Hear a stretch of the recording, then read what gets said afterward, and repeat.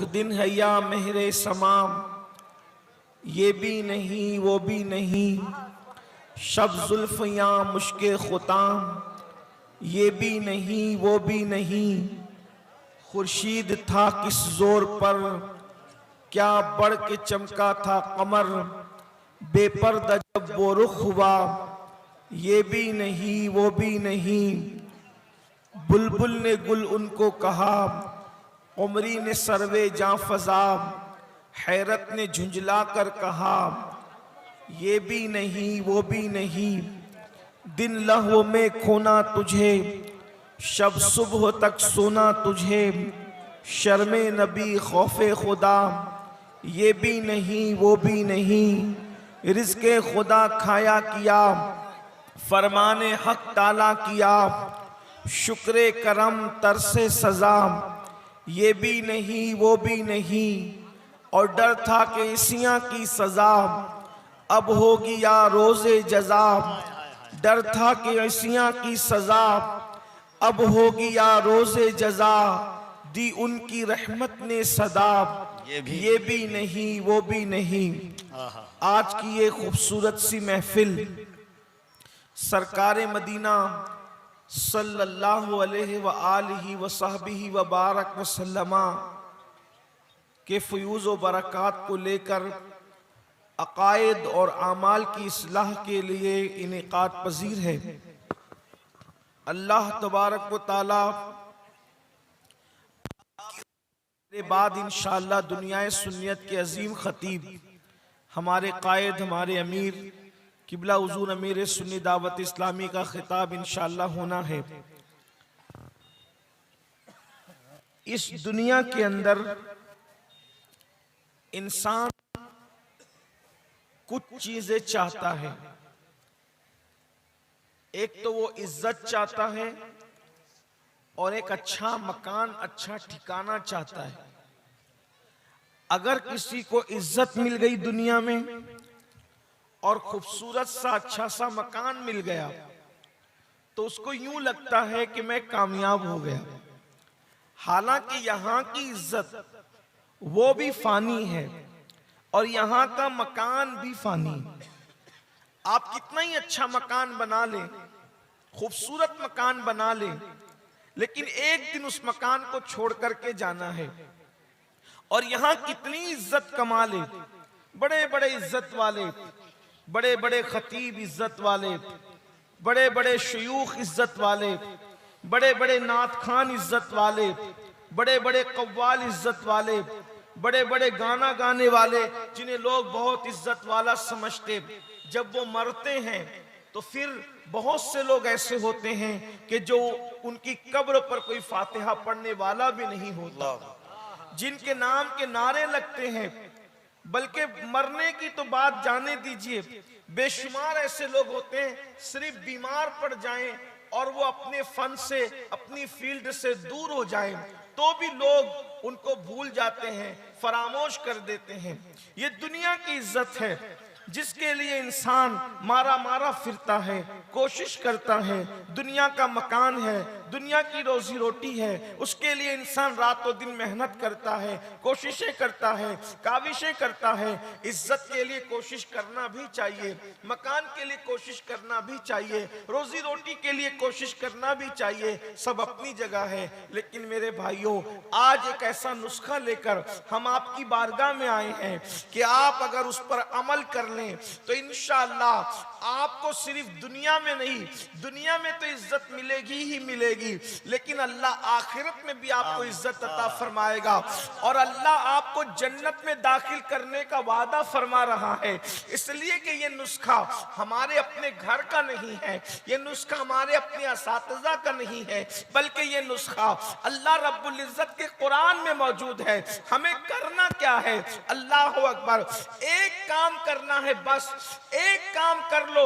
अल्लाह इज्जत का वादा भी कर रहा है, अल्लाह जन्नत जन्नत का वादा भी कर रहा है। वो काम क्या है? कितना आसान है जन्नत में जाना, कितना आसान है जहन्नम से बच जाना, लेकिन इंसान उसके बावजूद भी इल्म न होने की वजह से गफलत का शिकार है। इंसान जो है अल्लाह अकबर गफलत का शिकार होकर, दीन से दूर होकर अपने आप को तबाह और बर्बाद कर रहा है। जन्नत कैसे मिलेगी? जन्नत में कैसे जाओगे? हमारे उलमा और मशाइख से स्टेज जो है वो भरा हुआ है। ये लाइट बंद कर दें तो मुझे थोड़ी आसानी हो। एक बार दुरूद शरीफ पढ़े आप। अल्लाहुम्मा सल्ली अला सय्यिदिना। एक आदमी आइएगा कोई, और एक आदमी आकर के बंद कीजिएगा। लाइट ऑपरेटर एक आदमी। एक बार बुलंद आवाज सब दुरूद शरीफ पढ़े। अल्लाहुम्मा सल्ली अला सय्यिदिना मौलाना मुहम्मद व अला आलि सय्यिदिना मौलाना मुहम्मद। बुलंद आवाज से पढ़ें। वबारिक वसल्लिम सलातु व सलाम। अल्लाहुम्मा सल्ली अला सय्यिदिना मौलाना मुहम्मद व अला आलि सय्यिदिना मौलाना मुहम्मद व अला आलि सय्यिदिना मौलाना मुहम्मद। उसको हटा दीजिए हज़रत, उसको हटा दीजिए, उसी में है। अरे बाप रे बाप, उसको वैसे रहने दीजिए ना, हो उसमें से ज्यादा निकल जाएगा, वो उड़ता रहेगा तो उड़ता रहेगा।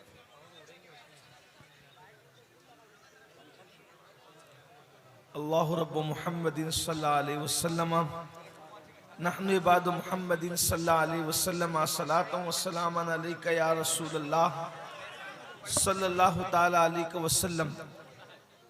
और जन्नत जो है आखिरत में खूबसूरत ठिकाना है।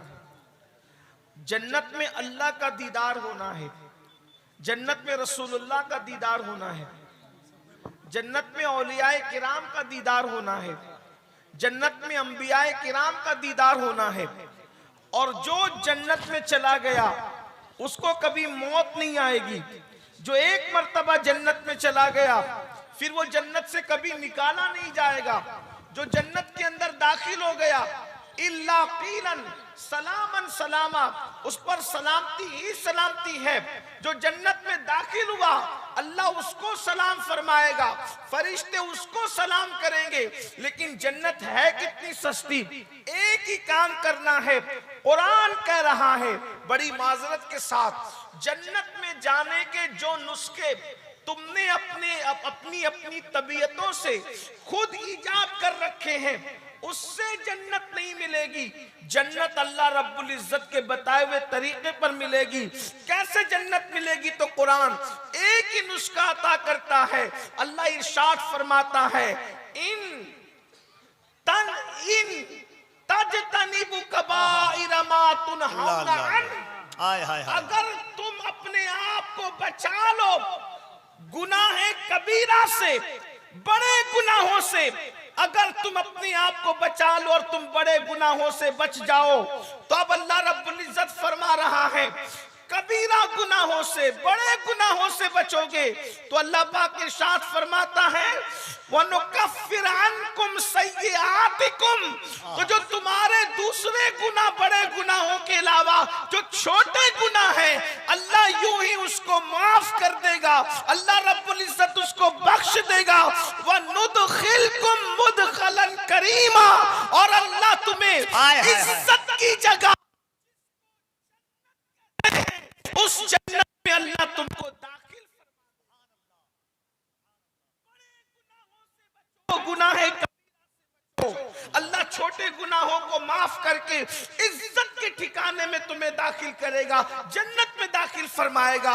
अब बड़े गुनाह क्या है याद रखें। बाज लोगों ने कहा 7 बड़े गुनाह है, बाज लोगों ने कहा 10 बड़े गुनाह है, बाज लोगों ने कहा 70 बड़े गुनाह है, बाज लोगों ने कहा 700 बड़े गुनाह है। अल्लाह अकबर। लेकिन एक बात मैं आपसे कह दूं, मुझे एक बात बड़ी खूबसूरत लगती है। सैयदना मौलाए कायनात करमल्लाहु ताला वजहुल करीम की आप इरशाद फरमाते हैं, छोटे बड़े गुनाह की बात छोड़, बात ये है कि तू नाफरमानी किसकी कर रहा है। अल्लाह अकबर, तू इतने बड़े रब की नाफरमानी कर रहा है, अगर गुनाह छोटा भी हो तो अल्लाह अकबर वो गोया के बड़े रब की नाफरमानी है। अल्लाह अल्लाह, मेरे आका सल्लल्लाहु अलैहि वसल्लम के दीवानों और सैयदना फारूक आजम रज़ी अल्लाह ताला अन्हु इरशाद फरमाते हैं कि गुनाह कोई भी हो, मुझे तो इतना समझता है इंसान कोई भी गुनाह करे उससे रसूलुल्लाह का दिल दुखता है, आका के दिल को तकलीफ पहुंचती है। अल्लाह अकबर, आज हम गुनाहों के अंदर डूबे चले जा रहे हैं। अब हम गुनाहों के नतीजे पर नजर नहीं रखते, गुनाहों के अंजाम पर नजर नहीं रखते। हैरत की बात यह है, अगर हाथ में छुरी हो तो इंसान छुरी को संभाल संभाल करके उससे फल काटता है कि मेरा हाथ न कट जाए। सामने आग जल रही हो, उससे अपने आप को बचाने की कोशिश करता है। नादान इंसान, अगर छुरी से हाथ कटेगा तकलीफ जरूर होगी, लेकिन तू हमेशा के लिए बर्बाद नहीं होगा। दुनिया की आग की चिंगारी अगर तेरे जिस्म पर आ गई, छाला तो आएगा, लेकिन तू हमेशा के लिए बर्बाद नहीं होगा। मगर ये गुनाह तुझे और तेरी नस्लों को बर्बाद कर रहे हैं।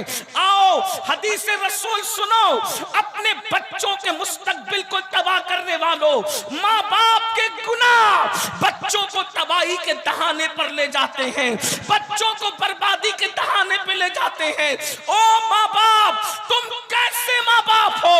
अपने बच्चों की दुनिया की राहत के लिए अपना वतन छोड़कर कोई कलकत्ता कारोबार के लिए जा रहा है, कोई दिल्ली कारोबार के लिए जा रहा है, कोई मुंबई कारोबार के लिए जा रहा है। बताओ, वतन छोड़ करके बेवतन दर दर भटकने वालों क्यों भटक रहे हो? इसीलिए ना कि तुम्हारे बच्चों का मुस्तकबिल अच्छा हो जाए, तुम्हारे बच्चों का मुस्तकबिल बेहतर हो जाए। मगर सुनो, अगर तुमने दौलत जमा कर ली तो बच्चों का मुस्तकबिल बेहतर नहीं होगा उससे, क्योंकि अल्लाह पाक इरशाद फरमा रहा है। दिल के कानों से हदीस सुनना, पूरी तकरीर याद रहे न याद रहे, ये हदीस दिल पर लिख कर ले जाना। अल्लाह रब्बुल इज्जत खुद फरमाता है, हदीस कुदसी है कि जब बंदा मेरी इताअत करता है, मेरी फरमा बरदारी करता है, यानी नेक अमल करता है, अल्लाह फरमाता है मैं उससे राजी हो जाता हूँ और उसको बरकत अता करता हूँ। और अल्लाह की बरकत कभी खत्म होने वाली नहीं है। बरकत कैसे मिलेगी? तावीज़ात से नहीं। बरकत कैसे मिलेगी? सिर्फ किसी का चेहरा देखने से नहीं। बरकत कैसे मिलेगी? सिर्फ बुजुर्गों के हाथ चूमने से नहीं। अल्लाह फरमा रहा है, इसका मतलब ये नहीं कि मैं आपको मना करने आया कि बुजुर्गों के हाथ ना चूमो, ऐसी बात नहीं। चूमो, तावीज़ात भी लो, बुजुर्गों की ज़ियारत भी करो, लेकिन असल बरकत कहां से मिलेगी? अल्लाह फरमा रहा है, जब तुम मेरी फरमा बरदारी करके मुझे राजी करते हो। अल्लाह अल्लाह, जब तुम मेरी फरमा बरदारी करके तुम मुझे राजी करते हो तो मैं तुम्हें ना खत्म होने वाली बरकत अता करता हूं। सुभान अल्लाह, कभी खत्म नहीं होगी बरकत, नस्लों तक बाकी रहेगी, सदियों तक बाकी रहेगी। और फिर दूसरा रुख सुनो, फिर अल्लाह फरमाता है जब कोई मेरी नाफरमानी करता है और जब कोई गुनाह करता है तो मैं उससे नाराज हो जाता हूं। तवज्जो करना, अपने बच्चों की शक्ल अपने जहन में लाओ, अपने पोता पोतियों की शक्ल अपने जहन में लाओ, अपने नवासे नवासियों की शक्ल अपने जहन में लाओ। अल्लाह फरमा रहा है, सच्चा खुदा फरमा रहा है, जब तुम मेरी नाफरमानी करते हो तो मैं तुमसे नाराज हो जाता हूं और फिर तुम पे लानत करता हूं, लानत। और वो लानत तुम्हारी 7 पुश्तों तक बाकी रहती है। अल्लाह अकबर, पूछो इन उलमा से लानत का मतलब क्या है? एक आम आदमी की लानत तुम पे पड़ जाए तो तुम अल्लाह की रहमत से दूर हो जाओ। जब अल्लाह की लानत तुम पे पड़ेगी और तुम्हारी 7 पुश्तों तक पड़ेगी तो फिर तुम्हें रहमत कैसे नसीब होगी? तुम रहमत इलाही के मुस्तहिक कैसे होंगे? अल्लाह अकबर, पता चला गुनाहों से 7 पुश्तों तक लानत पहुंचती है, 7 पुश्तें नस्लें बर्बाद होती है, 7 पुश्तें तबाह होती है। ऐ मुसलमानों, इसीलिए अल्लाह फरमा रहा है गुनाह कबीरा से बचो। अब गुनाह कबीरा क्या है? जितनी वक्त में गुंजाइश है, 1 घंटे का वक्त मेरे पास था, जिसमें से 10-15 मिनट का वक्त जा चुका है। 40-45 मिनट के टाइम में अब मैं आपके सामने जल्दी जल्दी गुनाह कबीरा की फहरिस्त पढ़ता हूं। ये गुनाह कबीरा क्या है, ताकि आप हम उससे बच सके। सबसे पहले गुनाह कबीरा, अल्लाह अकबर, जो सबसे बड़ा अकबरुल कबायर है, यानी सबसे बड़ा गुनाह है। ऐसा गुनाह, हर गुनाह बख्श दिया जाएगा, लेकिन ये गुनाह नहीं बख्शा जाएगा। उसको शिर्क कहते हैं। शिर्क, शिर्क से बचो। शिर्क क्या है? अल्लाह के अलावा, अल्लाह रब्बुल इज्जत के अलावा किसी और की इबादत करना, ये शिर्क है। जो चीजें अल्लाह के लिए खास है उसमें किसी को शामिल करना, ये शिर्क है। शिर्क, और शिर्क सारे कबीरा गुनाहों में सबसे बड़ा कबीरा गुनाह है। अल्लाह शिर्क को माफ नहीं करेगा। आज मुसलमानों का हाल क्या हो गया है, माअज़ल्लाह, बहुत सारे मुसलमान बुत खानों की तरफ भी बढ़ते हैं। फिल्मों में देख करके, सीरियलों में देख करके ईमान लोगों का कमजोर हो रहा है। चलो मस्जिद में बात नहीं बनती तो फिर बुत खानों की तरफ भी चलो। याद रखना मुसलमानों, अच्छी तरह याद रखना, तुम्हारे और मेरे अल्लाह के अलावा किसी की ताकत नहीं, किसी की कुव्वत नहीं, किसी की शान और शौकत नहीं। अरे नादान, अपने अल्लाह की ताकत का अंदाजा लगा कि अपने अल्लाह की शान क्या है। जिसको तू वादहू ला शरीक मानता है, जिसको तू इलाह मानता है, जिसको तू खुदा मानता है, उसकी शान क्या है पता? उसकी शान तुझे, अल्लाह अकबर, मोहम्मदुर रसूलुल्लाह को उसने पैदा किया है, उसने बनाया है। मोहम्मदुर रसूलुल्लाह को उसने बनाया है। अब बताओ वो मोहम्मद क्या है? रूह फिदा सल्लल्लाहु अलैहि वसल्लम अगर इशारा करे तो चांद टुकड़े हो जाए, इशारा करे तो सूरज पलट कर आ जाए, इशारा करे तो जाबिर के मुर्दा बच्चों में जान पैदा हो जाए। बकरी खाकर उसमें हाथ रखकर दुआ करे तो अल्लाह बकरी को खड़ा कर दे।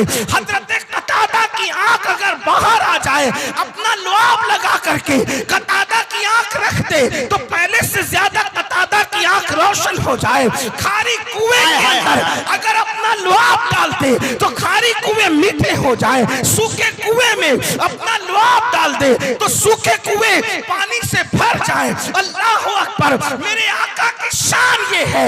लोग हुजूर का हुस्न देख करके पुकार उठे कि इन जैसा कोई हो नहीं सकता। उनका हाल ये है, रास्ता चले तो पत्थर पर निशाने कदम पड़ते हैं, तो पत्थर पर निशाने कदम जाहिर होते हैं, और मिट्टी पे पैर रखते हैं तो मिट्टी पे कदम का निशान नहीं पड़ता। वो चलते हैं तो बादल साया करता है, वो चलते हैं उनके बदन पर मक्खी नहीं बैठती, वो चलते हैं तो सफर का गर्दो गुबार भी उनके चेहरे को छुपा नहीं सकता।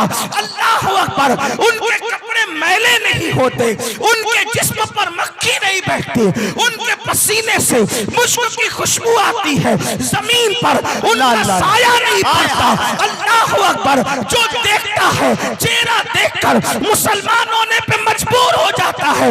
अंदाजा करें वो शान वाला रसूल जो अबू जहल के हाथों की कंकरियों को कलमा पढ़ा देता है, वो शान वाला रसूल जो दरख्तों को अपने पास बुला लेता है, वो शान वाला रसूल जो दरख्तों को अपने पास से भिजा देता है। लोग हैरान रहते हैं, अल्लाह अकबर, ये कैसा है, इसकी शान क्या है? लेकिन जब हजरत बिलाल कहते हैं हय्या अलस सलाह, हय्या अलस सलाह, आओ नमाज की तरफ, तो वो शान वाला रसूल जिसकी तरह कोई नहीं, वो किसी की तरह नहीं, वो वुजू बना कर आते हैं और आकर के नमाज शुरू करते हैं और सर सजदे में रख देते हैं। तो इंसान हैरान होकर सोचता है, जब झुकने वाला इतना बड़ा है तो जिसके आगे झुक की शान का आलम क्या है। नारे तकबीर, दोनों हाथों को उठा कर नारे तकबीर, नारे रिसालत, अजमत मुस्तफा, शान मुस्तफा, रिफात मुस्तफा, शरीयत मुस्तफा, रिफात मुस्तफा। वाह वाह अपने अल्लाह की शान को पहचानो। वाह वाह वाह वाह मोहम्मदुर रसूलुल्लाह जैसी हस्ती उनका अल्लाह, बंदा, अल्लाह, उसका बंदा है। अल्लाह अल्लाह अल्लाह अल्लाह। जब बंदे की मिसाल नहीं है हाय हाय हाय तो उसको बनाने वाले की मिसाल कैसे हो सकती। अल्लाह उसको तुम रब मानते हो, उस रब को छोड़कर कोई बुतखाने की तरफ जा रहा है, अल्लाह कोई पत्थरों की तरफ जा रहा है, कोई पत्थर की मूरत की तरफ जा रहा है। वो जो अपने नाक पर बैठी हुई मक्खी को नहीं हटा सकते, उनके दरवाजे पे जाकर के भीख मांगते हो उस अल्लाह का दर छोड़कर। वो अल्लाह जो मुर्दा अंडे से जिंदा मुर्गी को पैदा करता है, वो अल्लाह जो हवाएं चलाता है, वो अल्लाह जो आसमान से पानी बरसाता है, वो अल्लाह जो रोजाना सूरज निकालता है और चंद घंटों के अंदर मशरिक से सूरज को निकालकर मगरिब के अंदर गुरूब कर देता है। हमारी जमीन से कई 100 दर्जा बड़ा वो सूरज है, न उसमें कोई रस्सी है न कोई तार है। कौन उसको खींचता है, कौन उसको समेटता है, और वो सूरज जाता कहां है। दिन आता है तो रात कहां जाती है, रात आता है तो आती तो दिन कहां चला जाता है। जो रोजाना सितारों की अंजुमन को सजाता है और सुबह होते होते सितारों की अंजुमन खत्म हो जाती है, जो रोजाना चांद को निकालता है। कभी सोचा पहली रात का चांद कितना बारीक होता है और 14वीं रात का चांद कैसा चमकदार बदरे कामिल होता है। ये चांद को घटाने बढ़ाने वाला कौन है? उसी को रब्बे मोहम्मद अल्लाह कहते हैं। अल्लाह अकबर। इसलिए शिर्क की तरफ न जाओ, शिर्क से बचो। बेशक बेशक आजकल कुछ सियासी लीडर बेशक आपको आधा तीतर आधा बटेर की तरफ ले जाना चाहते हैं सही बात। और फिर से अकबर के उस मुल्हिदाना नजरियात की तरफ तुम्हें सही पाबंद बनाना चाहते हैं और कहते हैं हालात खराब है, ये भी चलेगा वो भी चलेगा। याद रखो दीन सिर्फ दीन है, इस्लाम सिर्फ इस्लाम है, ईमान सिर्फ ईमान है। ईमान और कुफ्र के बीच में कोई रास्ता नहीं है। जो बीच का रास्ता निकालेगा वो खुद कुफ्र की मौत मरेगा। इसलिए अल्लाह के बंदो मुसीबत में रहो, बीमारी में रहो, तकलीफ में रहो, बुतों के दरवाजों पर न जाओ, मुशरिकीन के दरवाजे पर न जाओ, बल्कि ये कह दो अगर जिंदगी लिखी है तो रोड के किनारे भी जिंदा रहोगे, और अगर मौत लिखी है तो कुरान कहता है ऐनमा तकूनु युद्रिकुमुल मौत वलौ कुंतुम फी बुरूजिन मुशय्यदा। अगर तुम मजबूत किले में जाकर छुपोगे तब भी तुम्हें मौत वहां आकर के रहेगी। याद रखना, अल्लाह पर यकीन मजबूत करो। पहला सबसे बड़ा गुनाह शिर्क, शिर्क से बच। और जो चीजें शिर्क की तरफ ले जाती, मौलाना वो पत्थर दो जिससे मेरी रोजी में इजाफा हो, वो पत्थर दो जिससे मेरी रोजी के रास्ते खुले, वो पत्थर मैंने अंगूठी में पहनना है जिससे मेरा रिश्ता आए, पसंद की शादी हो जाए। पागल हुए हो? पत्थर रोजी देंगे? वो काबे पे सजे हुए पत्थर पे ईमान रखते थे अबू जहल और अबू लहब, बेशक बेशक और तुम अंगूठी में सजे हुए पत्थर पे ईमान ले आए। जो पत्थरों पे ईमान रखते हैं उनकी किस्मत में पत्थर है। पत्थर जीनत के लिए पहने जाते हैं, पत्थर तकदीर बदलने के लिए नहीं पहने जाते। वाह वाह वाह वाह वाह वाह वाह वाह वाह वाह। तकदीर कौन बदलता है? क्या बात है हज़रत? तकदीर अल्लाह बदलता है, बेशक या तो अल्लाह के दोस्त बदलते। इकबाल जैसे ने कहा था निगाहे वली में वो तासीर देखी, बदलती हजारों की तकदीर देखी। वाह वाह सुभान अल्लाह। पत्थर की मूरत हमारी तकदीर नहीं बदल सकते, जो अपने नाक पे बैठी हुई मक्खी नहीं हटा सकते। दुनिया आज सीरियल और फिल्मों के जरिए से बताना चाहती है कि पत्थरों की ताकत बड़ी, पत्थरों पत्थरों की ताकत नहीं, पत्थरों को पैदा करने वाले खुदा की ताकत बड़ी। इसलिए शिर्क की तरफ न जाओ, शिर्क से बचो, पहला गुनाह। नंबर 2, बड़े गुनाहों में नंबर 2, नमाजों को तर्क करना। ये बहुत बड़ा गुनाह है। आज मेरी कौम को नमाज के लिए वक्त नहीं। मैं बहुत लंबी तकरीर मैंने पहली का नहीं करना, बहुत मुख्तसर में अपनी गुफ्तगू को समेटना है। लेकिन मेरी कौम के जवानों, आज मेरी बहनों, आज हमारे पास अल्लाह के लिए देने को टाइम नहीं। आप मुझे बताएं, फिलिस्तीन के हाल पे रो रहे हो, बैतुल मक़दिस के हाल पे रो रहे हो, दुनिया के हालात पे रो रहे हो, क्यों रो रहे हो? आपके पास अल्लाह को देने के लिए टाइम नहीं, बेवफा इंसानों के लिए टाइम है, गद्दारों के लिए टाइम है, बेवफाओं के लिए टाइम है, मुजरिमों के लिए टाइम है। अल्लाह के लिए जिसने वफा पैदा किया उसके लिए टाइम नहीं। ये जो दोस्त तुम्हारे हैं, दोस्त जिन्हें आप बहुत मुंह भर के दोस्त कहते हो, पहली बात तो मैं समझता हूं कि दोस्त तो मिलेंगे कितने। एक बात सच्ची सच्ची कहूं, इमाम हुसैन को करोड़ों में चंद के सिवा दोस्त ना मिले तो तुझे क्या दोस्त मिलेंगे? आज की दोस्ती तो चाय के लिए है, आज की दोस्ती तो खान पान के लिए है, आज की दोस्ती तो दौलत और जायदाद की बुनियाद पर है। दोस्त होते कहां है? अरे नादान, अल्लाह ने अपनी पूरी मखलूक में कितनों को दोस्त बनाया, जरा वो तो देख। अरबों खरबों में कितने दोस्त बने, वो तो देख। जब अल्लाह के दोस्त इतने महदूद है तो तेरे दोस्त कितने होंगे? मखलूक अल्लाह की सब है, बंदे सब है, लेकिन अल्लाह ने सबको दोस्त नहीं बनाया, बल्कि वो अपने दोस्तों की डेफिनेशन बयान करता है। अला इन्ना औलिया अल्लाह ला खौफुन अलैहिम वला हुम यहज़नून। आगा हो जाओ, जो अल्लाह के दोस्त हैं ना उन्हें खौफ है ना गम है। अब अल्लाह फरमाता है अल्लाह के दोस्त कौन है? अल्लदीना आमनू व कानू यत्तकून। अल्लाह के दोस्त वही लोग हैं जो ईमान लाते हैं और अल्लाह से डरते हैं, परहेजगारी इख्तियार करते हैं। लहुमुल बुशरा फिल हयाति दुनिया व फिल आखिरा। उनके लिए बशारत दुनिया में भी है और आखिरत में भी उनके लिए बशारत है। हर इंसान अल्लाह का दोस्त नहीं होता।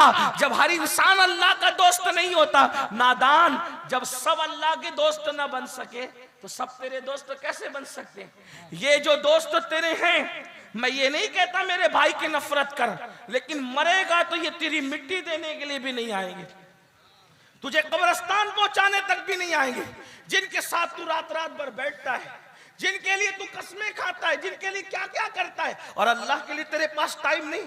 बहुत सादगी से मुसलमान कहता है मौलाना नमाज के लिए टाइम नहीं, और नमाज का उन्वान छेड़ो तो लोग इधर उधर होने की कोशिश करते हैं। सुन लो नमाज क्या है। अल्लाह के रसूल सल्लल्लाहु अलैहि वसल्लम फरमाते हैं जिसकी नमाज नहीं उसका दीन नहीं। फिर सुनो, मस्जिदों को वीरान करने वालों, मेरी बात नहीं। अगर मैं कहूंगा तो कहेंगे मौलवी कह गया। नहीं, मौलवी नहीं, मौला कह रहा है। मौला मुस्तफा जाने, मौलाए कायनात का मौला कह रहा है, मौलाए कायनात का मौला कह रहा है। अल्लाह के रसूल फरमा रहे जिसकी नमाज नहीं उसका दीन नहीं। सैयदना फारूक आजम रदी अल्लाह तबारक व तआला को जब जख्मी कर दिया गया, जिस्म से खून निकलता रहता, बेहोशी की कैफियत रहती, जब होश में आती और नमाज का वक्त बताया जाता फौरन नमाज पढ़ते, लोग कहते खून रिश्ता है पूरे जिस्म से। आप फरमाते मैंने अल्लाह के रसूल से सुना कि जिसने नमाज छोड़ दी दीन में उसका कोई हिस्सा नहीं है। अल्लाह के रसूल अलैहिस्सलाम ने इरशाद फरमाया जो नमाज जानबूझकर छोड़ देता है अल्लाह की पनाह से वो बाहर निकल जाता है, अल्लाह की अमान से वो बाहर निकल जाता है, अल्लाह के जिम्मे करम से वो बाहर निकल जाता है। और मेरे आका फरमाते हैं जिसने फजर की नमाज अदा की वो शाम तक के अल्लाह के जिम्मे करम पर रहता है, अल्लाह की करम की चादर में रहता है। याद रखना मेरे भाइयों, अपनी ताकत और कुव्वत वालों, अपनी कुव्वत पर नाश करने वालों, अपनी जवानी पर घमंड करने वालों, अपनी दौलत पर घमंड करने वालों, किसी इंसान में इतनी ताकत नहीं है कि वो अल्लाह के अजाब को बर्दाश्त कर सके, खुदा के अजाब को बर्दाश्त कर सके। नादान, अगर अल्लाह सिर्फ तेरे सर में दर्द दे दे तो तू सर का दर्द बर्दाश्त नहीं कर सकता। अल्लाह तेरी कमर की नस दबा दे तो तू चलने फिरने से मोहताज हो जाएगा। अल्लाह किसी पर वो दिन न लाए, सोच तो सही, अगर अल्लाह नस दबा दे तो तू बैठ करके बल्कि बैठ भी नहीं सकता, बिस्तर पे पड़ा हो जाए। सर का दर्द अल्लाह तुझे दे दे तो तू तड़पता हो जाए। जरा सोच, जब अल्लाह सिर्फ हल्का सा इतना सा दर्द दे दे तो तू उसको बर्दाश्त नहीं कर सकता, तो वो जहन्नम का अजाब, वो जहन्नम के दहकते हुए शोले। अल्लाह अकबर, ये कहानी किस्सा नहीं, ये हकायक है, हकायक। अपनी बहनों की भी तवज्जो चाहता हूँ। मेरी माँ और बहनों, किचन रूम में गर्मी के मौसम में तुम बेचैन होती हो, बेकरार होती हो, तड़प जाती हो। जरा सोचो तो सही, अल्लाह के सच्चे नबी मुस्तफा करीम रऊफुर रहीम सल्लल्लाहु अलैहि वसल्लम ने उम्मत पर शफकत करते हुए इरशाद फरमाया, ऐ लोगो, आका ने इरशाद फरमाया, ऐ मेरे उम्मतियों, ऐ मेरा कलेमा पढ़ने वालों, अल्लाहु अकबर, जहन्नम के अंदर जो बिच्छू है वो ऊंटों की तरह है, बुख्ती ऊंटों की तरह।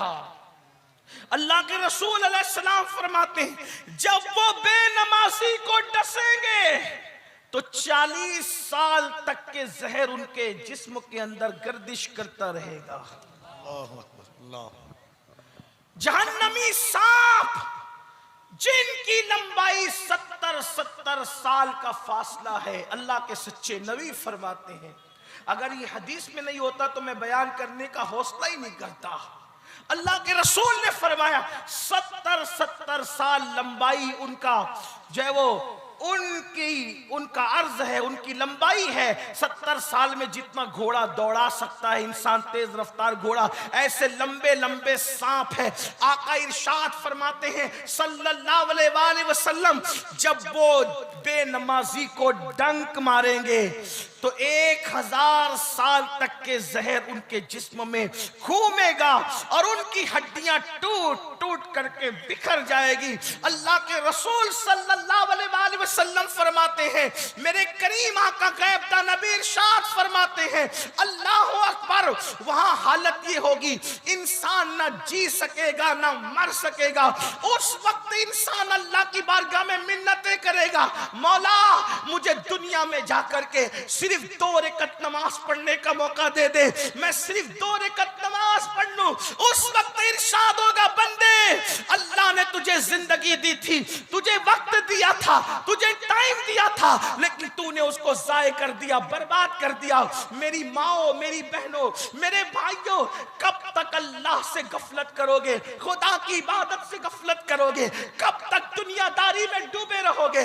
तुमने हजारों जनाजे उठते हुए देखे, तुमने हजारों को कब्रों में जाते हुए देखा, अल्लाह अल्लाह, प्रधान जी को मरते देखा, दादाजी को मरते देखा, उलमा को मरते देखा, खुतबा को मरते देखा, नेकों को मरते देखा, पापियों को मरते देखा। जरा सोचो तो सही, जो बिल्डिंगों में रहे उनको मरते देखा, मजबूत इमारतों में रहे उनको मरते देखा, जिनको लोग सेठ साहब कहते थे, मुखज्जराने कौम मिल्लत कहते थे, उनको मरते देखा। अरे पता नहीं कहां तक सच है।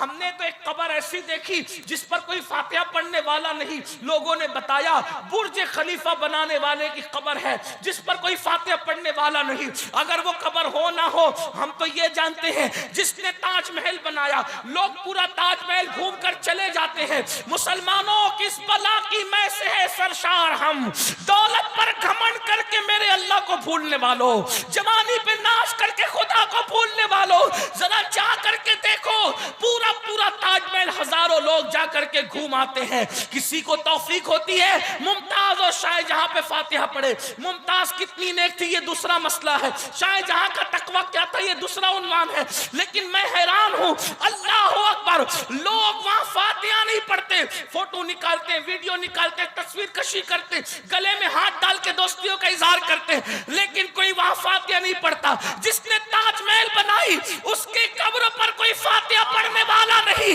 और जिसका कोई महल क्या झोपड़ा भी नहीं था, उस गरीब नवाज के मजार पे हजारों का मजमा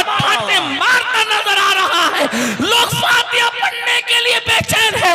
क्या पता चला जो अपने लिए जीते हैं वो अगर बड़े से बड़े गुंबद में भी दफन हो जाए कोई याद नहीं करता। जो यार के लिए जीते हैं उनके नाम पे हजारों की महफिलें इकट्ठा होती।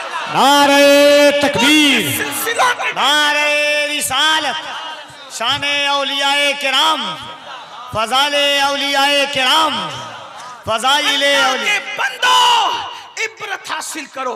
कब तक दौलत के नशे में रहोगे? क्या कारून के पास दौलत नहीं थी?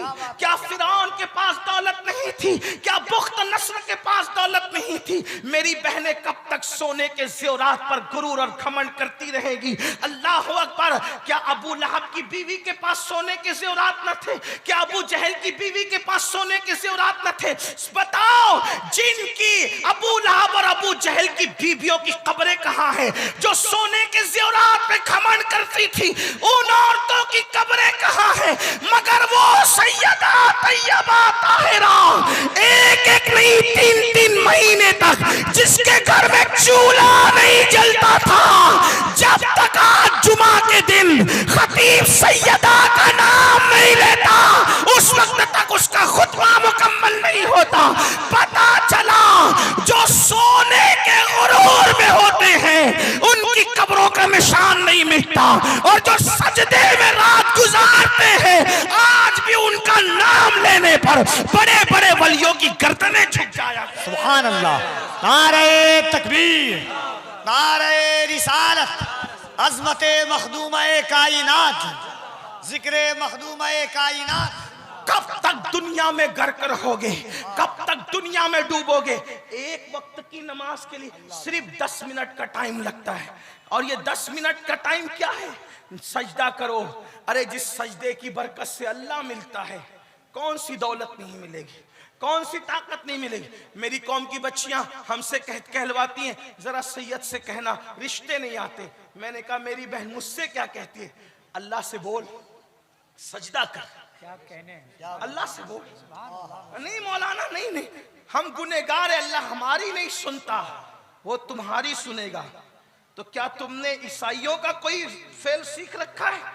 यहूदियों का फेल सीख रखा है? ये सब गलत है। किसने कह दिया वो गुनहगारों की नहीं सुनता?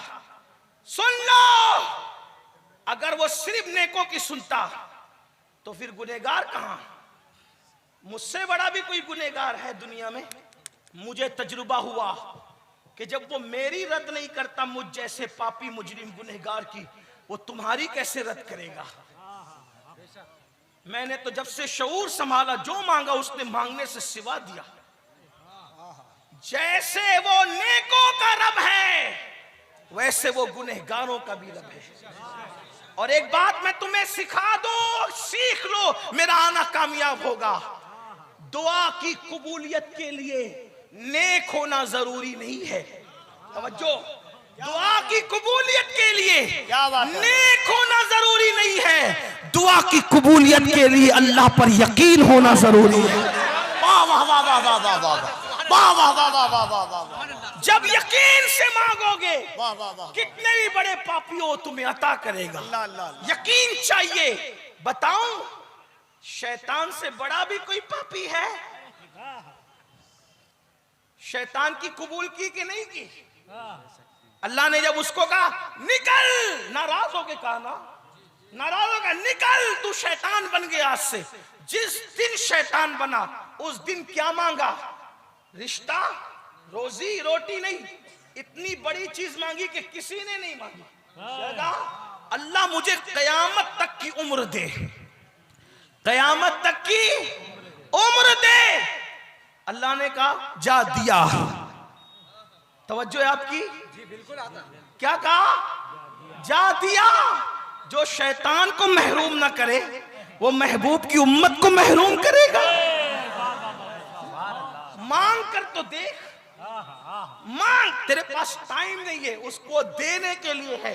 हम तो माइल बकरम है, कोई साइल ही नहीं, राह दिखलाए किसे राह रवे मंजिल ही नहीं। बंदे जरा गिड़गिड़ा के देख, अच्छी तरह वुजू कर, 2 रकात नफिल पढ़ और फिर गिड़गिड़ा रो, फिर देख कैसा मजा आता है, कैसे उसके करम के दरवाजे खुलते हैं। लेकिन ये तुमने नहीं सीखा, तुम तो माज़अल्लाह ये चाहते हो दुआ भी हजरत करें, वजीफा भी हजरत पढ़ें, सब हजरत करें और नेमतें मुझे मिले। ये सब मत करो, हंसने की बात नहीं है, सुधरो, सौरो। अपने अल्लाह से कब तक दूर भागोगे?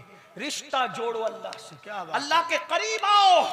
और याद रखना, सबसे दोस्ती करना मुश्किल है, रब से दोस्ती करना बहुत आसान है। ये मेरे अजीज भाई मौलाना कफील अंबर साहब अच्छे बेहतरीन नाजिम है। हाथ मिलाना मुश्किल है, हाथ मिलाना मुश्किल है ना इनसे, ये उलमाए किराम, इनके करीब आना मुश्किल है। अपने जैसे इंसान है ना। हाँ, ये मौलाना बैठे हुए हमारे साथ मुंबई से, हाफिज साहब हमारे बड़े मुखलिस हैं। आप करीब आना चाहे तो कितना मुश्किल, पहले कफील भाई के घर का पता, फोन नंबर, ये वो क्या क्या करें। लेकिन अगर अल्लाह से मिलना हो तो अल्लाह से बात करना कितना आसान कर दिया हुजूर ने तुम्हारे लिए। वुजू करो, वुजू करो अच्छे से, नमाज के लिए खड़े हो जाओ और जब तुम तिलावत करना शुरू कर दिए, समझ लो तुम्हारी गुफ्तगू अल्लाह से शुरू। सुभान अल्लाह, सुभान अल्लाह। हाथ उठा के तुमने दुआ शुरू कर दी, अल्लाह से तुम्हारी मुनाजात और गुफ्तगू, अर्ज मारूफ शुरू हो गया, आंसू बहने लगे, करम मुतवज्जे हो गया। बताए अल्लाह कैसे मुतवज्जे होता है? कफील भाई को, मौलाना को, पीर साहब को कहा, हजरत इधर देखे ना, हजरत इधर देखे ना, हजरत इधर देखे ना। हजरत की तवज्जो किसी मैं किसी को टारगेट नहीं कर रहा हूँ, सिर्फ आपको अल्लाह की तरफ बुलाना चाहता हूँ। गलती हो तो माफ कर देना, लेकिन मेरी नियत किसी को जलील करना नहीं। लेकिन ये बात को, हजरत की तवज्जो कभी मालदार की तरफ है, हजरत की तवज्जो कभी सेठ साहब की तरफ, इसकी तरफ, उसकी तरफ। हाँ, आपका नसब देख रहे हैं, ये देख रहे हैं, वो देख रहे हैं, लेकिन अल्लाह को मुतवज्जो करने के लिए सिर्फ आपकी आंख से आंसू बहना शुरू हुए, अल्लाह की रहमत कहती है। एक बार बंदा कहता है या अल्लाह, 3 मरतबा अल्लाह की रहमत कहती है, लब्बैक या अब्दी, लब्बैक या अब्दी, लब्बैक या अब्दी। मेरे बंदे में हाजिर हूँ, मेरे बंदे में हाजिर हूँ, मेरे बंदे में हाजिर हूँ। मांग तो सही, तुझे चाहिए क्या चाहिए, मांग तो सही। अल्लाह अकबर। ना अमीर देखते हैं, ना गरीब देखते हैं, ना छोटा देखते हैं, ना बड़ा देखते हैं, ना शराबी देखते हैं, ना जुआरी देखते हैं, ना कबाबी देखते हैं, कुछ नहीं, सिर्फ कोई पुकार कर तो देखे, एक बार पुकार कर तो देखो। एक बात बताऊं, बहुत अच्छी बात याद आई। एक शख्स बहुत परेशान हुआ, मुसीबत में गिरफ्तार हुआ, तकलीफ में मुब्तला हुआ। सोचो चलो अपनी बिगड़ी बनाने के लिए यहाँ गया वहां गया, ईसाइयों के इबादत खाने में, यहूदियों के इबादत खाने में, मुशरिकों के इबादत खाने में,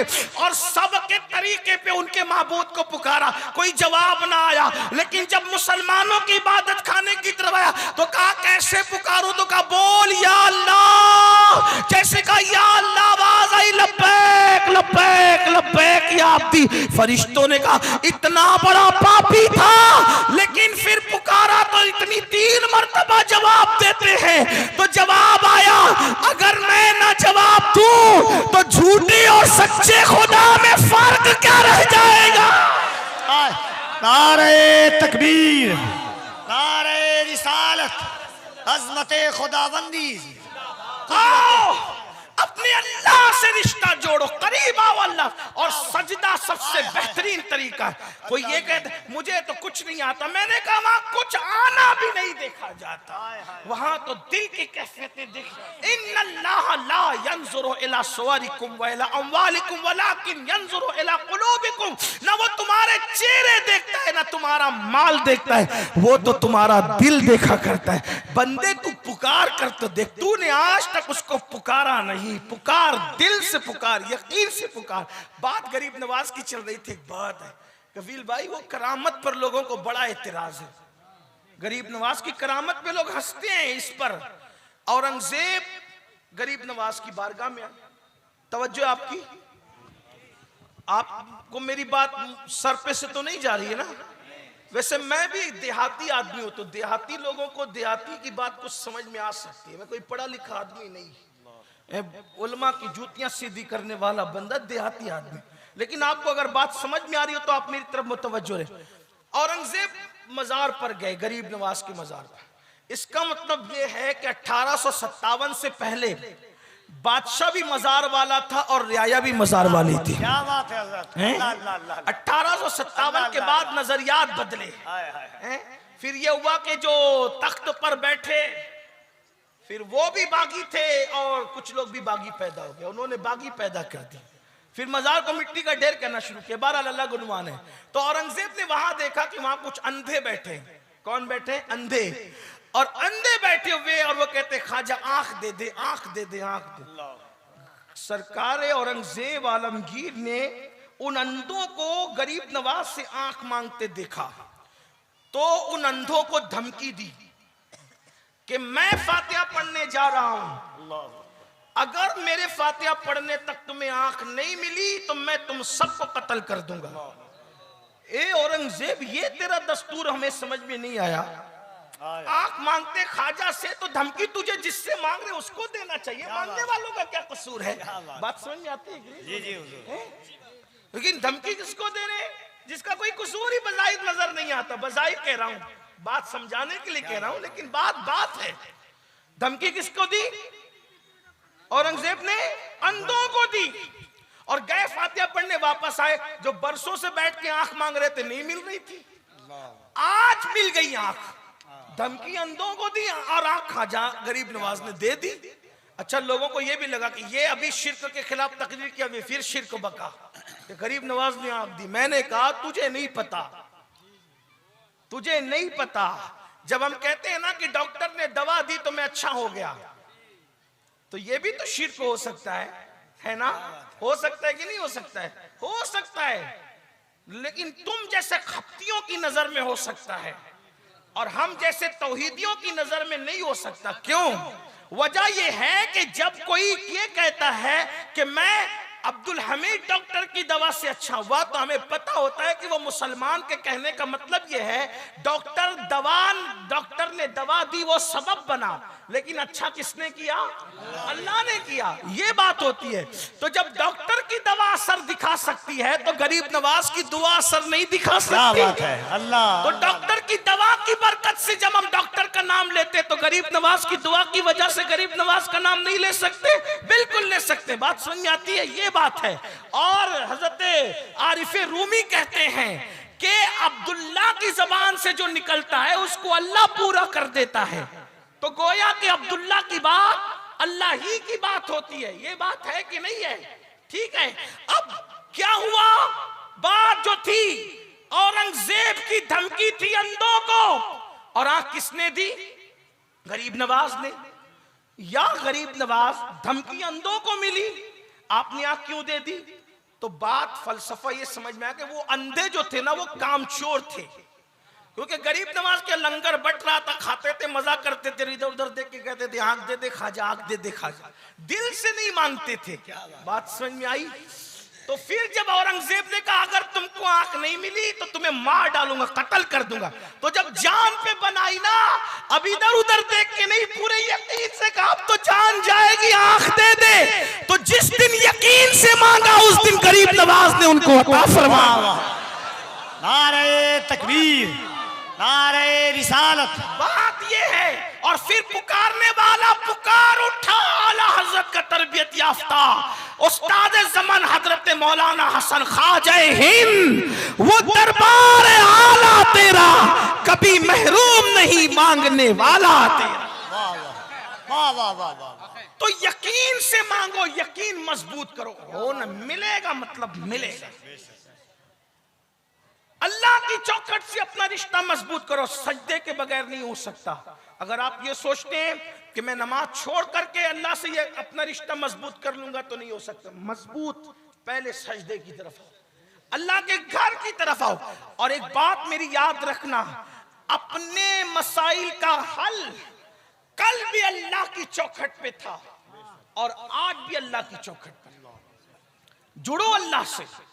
10 मिनट का टाइम लगता है, सिर्फ 10 मिनट का टाइम, और अगर नहीं निकालोगे 10 मिनट का टाइम तो फिर वो अजाब है, वो अजाब। सोचो तो सही, अल्लाह के रसूल फरमाने इतना लंबा सांप है 70 साल की मुसाफत तक, 1000 साल तक के उसका ज़हर, हड्डियां घुलेगी, हड्डियां टूटेगी, बिखरेगी, न जी सकेगा न मर सकेगा। और उससे बड़ी बात, अल्लाह अकबर, आका फरमाते बेनमाजी को कयामत तक डसेंगे वो सांप।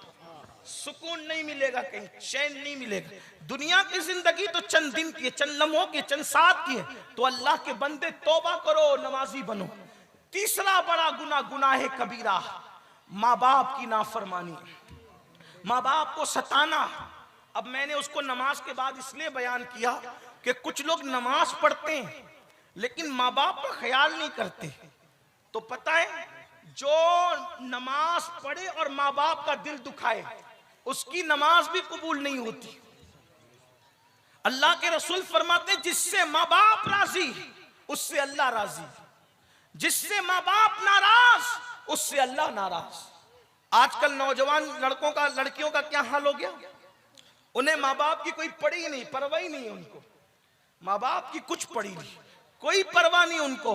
क्या हाल है उनका, माँ बाप को बुड्ढा बुड्ढी, डोकरा डोकरी, पता नहीं क्या क्या कहते हैं और हंसते हैं। बीवी का मुंह देख लिया, माँ बाप से बगावत। और आजकल की लड़कियां और बच्चियां भी ऐसी है कि माअल्लाह, उनको सबसे ज्यादा बुरा कोई लगता है दुनिया में तो सास और ससुर बुरे लगते हैं। ऐसी औरतें अपना बहुत बड़ा नुकसान कर रही है। क्या नुकसान कर रही है पता है, अपने शौहर को वो जहन्नमी बना रही है। क्योंकि जब तू अपने शौहर को माँ बाप की बगावत सिखाएगी तो तेरा शौहर तो जहन्नमी होगा। तो अच्छी बीवी वो नहीं हो सकती जो शौहर को जहन्नमी बनाए। और फिर सुन लो, अल्लाह के रसूल ने फरमाया, अगर कौम की बेटियां यहां मौजूद है तो दिल के कानों से सुन लो। अल्लाह के रसूल फरमाते, कमा तदीनु तुदान, तुम जैसा करोगे वैसा भरोगे। आज तुम बहू हो, कल तुम सास बनोगी। अगर आज तुमने अपनी सास और ससुर की मुखालफत की, जब तुम सास बनोगी तो तुम्हारी बहू भी आने वाली तुम्हारी मुखालफत करेगी। उस बुढ़ापे में, कांपते हुए हाथ में, कांपते हुए वजूद में, जब तुम लोगों से शिकायत करोगी कि मेरी बहू तो मुझे खाना नहीं देती, तकलीफ पहुंचाती है। मैंने कोई ऐसी औरत नहीं देखा जिसने सास की खिदमत की और उसकी बहू उससे बगावत कर रही हो। जिसने सास की खिदमत की और उसकी बहू से ऐसी कोई औरत मैंने नहीं देखा। हमेशा बहुएं उस वक्त बगावत करती है जब तुम अपनी सास से बगावत करती, क्योंकि ये अल्लाह का कानून है, अल्लाह का कानून है। अल्लाह अकबर। तुम अगर किसी को अजियत दोगे, तकलीफ दोगे, तो तुम्हारे आने वाले उससे ज्यादा तुम्हें तकलीफ देंगे। ये कोई इंसाफ है कि तुम्हारे सास ससुर ने, जो तुम्हारी सास है, जब तुमको लाया तो कितने एहतिमाम से लाया। मैं तो कहता हूं यार, सास से जितनी मोहब्बत होनी चाहिए उससे उतनी किसी से नहीं होनी चाहिए। जितना ससुर से होना चाहिए उससे कितनी। तो कहा वो क्यों? मैंने कहा जरा सोच, जब तेरी सास ससुर ने तुझे अपने घर लाए तो इतने एहतिमाम से लाए कि अपने पीर को भी इतनी शान से अपने घर नहीं लाते। जब तुझे लाना हुआ तो मंडप लगाया, शामियाना लगाया, इतना खाना किया, इतना निकाह का एहतिमाम किया, ऐसी बारात निकाली, शान से लाया तुझे घर। और जो अपने घर में इतनी शान से तुझे लाए, तू उसी को अपने घर से निकाल दे। ये जुल्म नहीं है।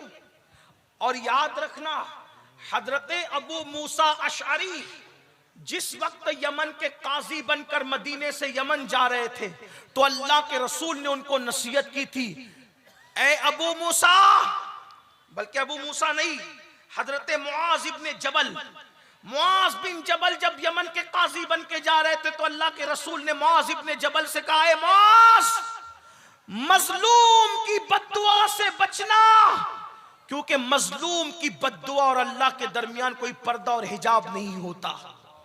तो मजलूम अगर कुत्ता हो तो उस पर जुल्म करने से भी अजाब आता है।